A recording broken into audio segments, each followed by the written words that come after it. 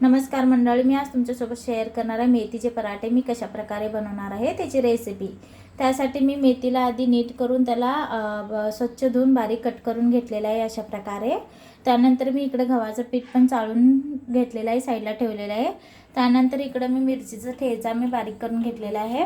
त्यानंतर थोडंसं अजवाइन घेतलेलं आहे, त्यानंतर थोडंसं लसूण घेतलेलं आहे, त्यानंतर जिरं थोडं घेतलेलं आहे, तो मिरची पावडर थोडं आणि थोडंसं मीठ घेतलेलं आहे। आता मी इकडे गॅसवर कढई गरम होण्यासाठी ठेवलेलं आहे। आता त्याच्यामध्ये मी तेल घालून गरम करून घेणार आहे।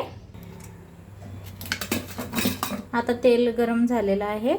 आता त्याच्यामध्ये मी अजवाइन घातलेलं आहे, त्यानंतर जिरं, त्यानंतर थोडंसं लसूण आणि त्याला 2 मिनिटं मी चमच्याने हलवून घेणार। त्यानंतर मी लगेच मिरचीचा ठेचा वगैरे घालून घेणार आहे।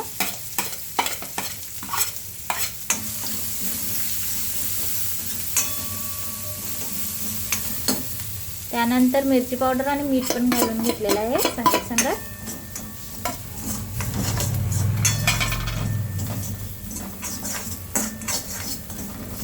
आता ह्याच्यामध्ये मी लगेच मेथी घालून भाजी बनवून घेणार आहे। त्याच्या आधी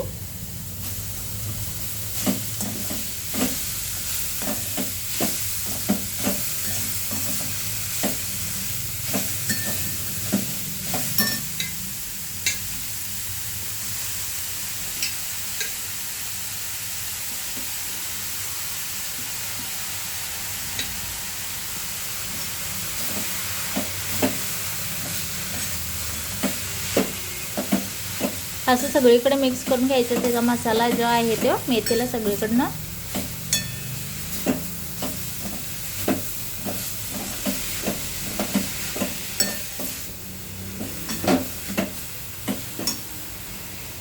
बघू शकता। मी अशी मेथीची भाजी आधी बनवून घेतलेली आहे व्यवस्थित।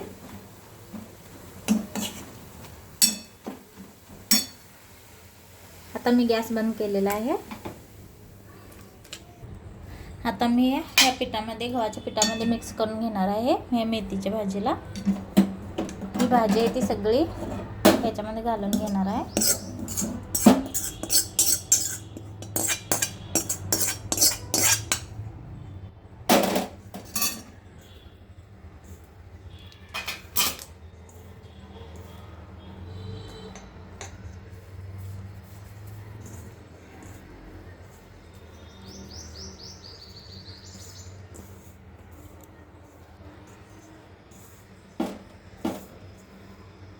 असं व्यवस्थित सगळीकडे मिक्स करून घ्यायचं।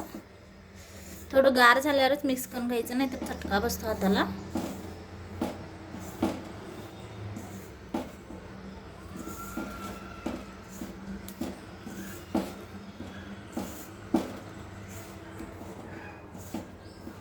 आता ह्याच्यामध्ये मी थोडं पाणी घालून मळून घेणार आहे।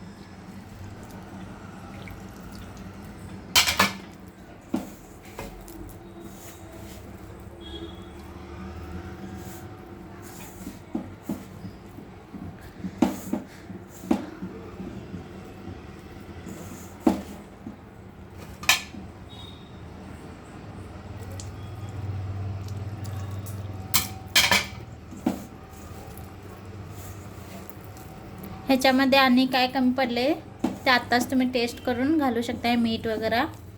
त्यानंतर चटणी वगैरे कमी पडले असेल तर ते पण आणि थोडं घालू शकता। आता ह्याच्यामध्ये मी अजून थोडं अजवाइन घालून घेणार आहे।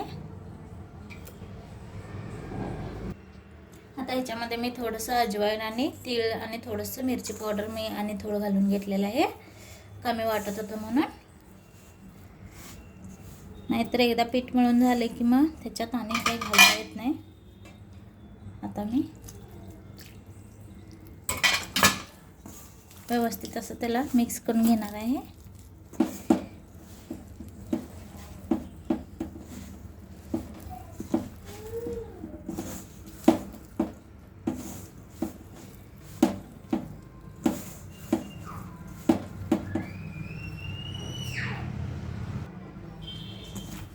बघू शकता मी असं मळून घेतलेलं आहे।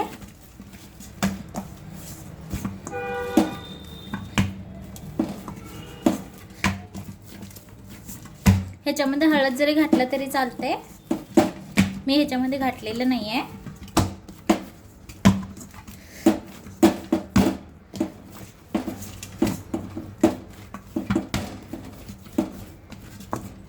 बघा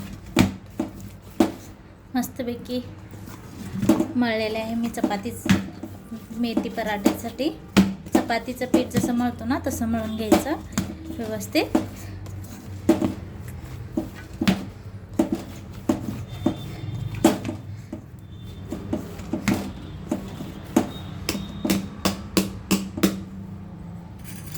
आता मी ह्याच्यामध्ये थोडंसं तेल घालून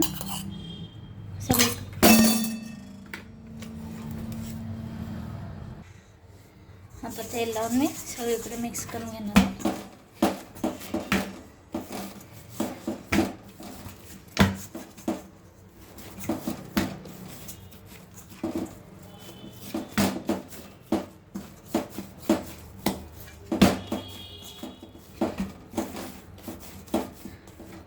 आता हे पीठ मी 15 मिनिटं भिजण्यासाठी ठेवणार आहे. आता हे पीठ मी 15 मिनिटं भिजवून घेतलेलं आहे. आता त्याचा मी पराठा लाटून घेणार आहे. तुम्हाला जेवढा पाहिजे तेवढं तुम्ही गोळा घेऊ शकता. एवढा गोळा घेतलेला आहे. आता मी पीठ लावलेलं आहे.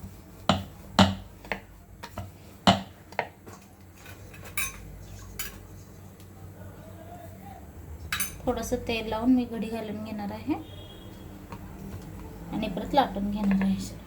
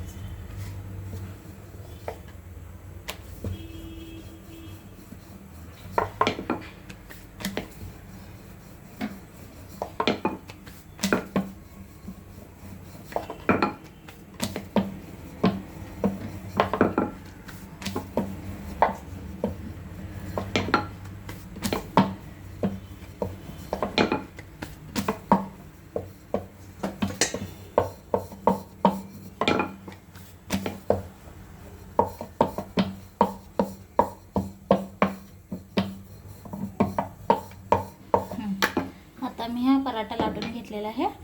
आता मी आता गॅसवर तवा गरम होण्यासाठी ठेवलेले ऑलरेडी. आता त्याच्यामध्ये मी हा पराठा भाजून घेणार आहे.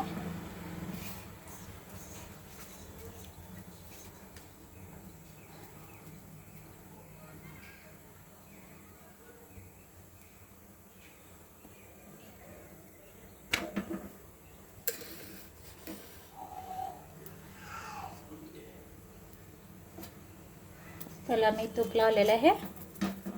तेल जरी लावलं तरी चालतंय.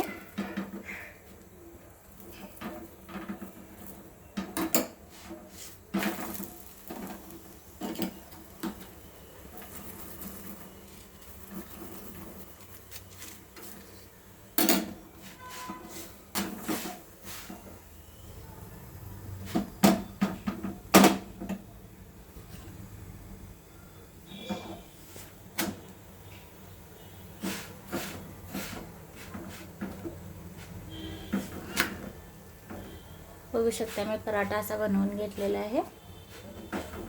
मी अजून एक तुम्हाला पराठा बनवून दाखवते हे भाजून झाल्यावर.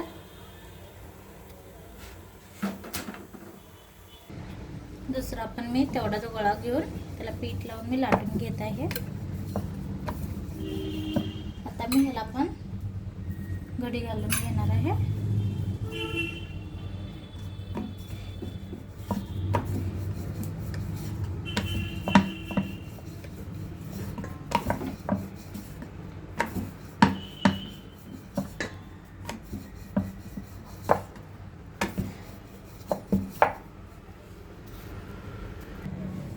बघू शकता मी असं लाटून घेतलेलं आहे. आता याला मी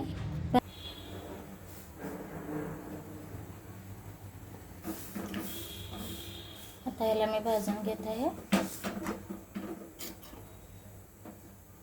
ह्याला आपण मी तूप लावून घेणार आहे दोन्ही बाजूने.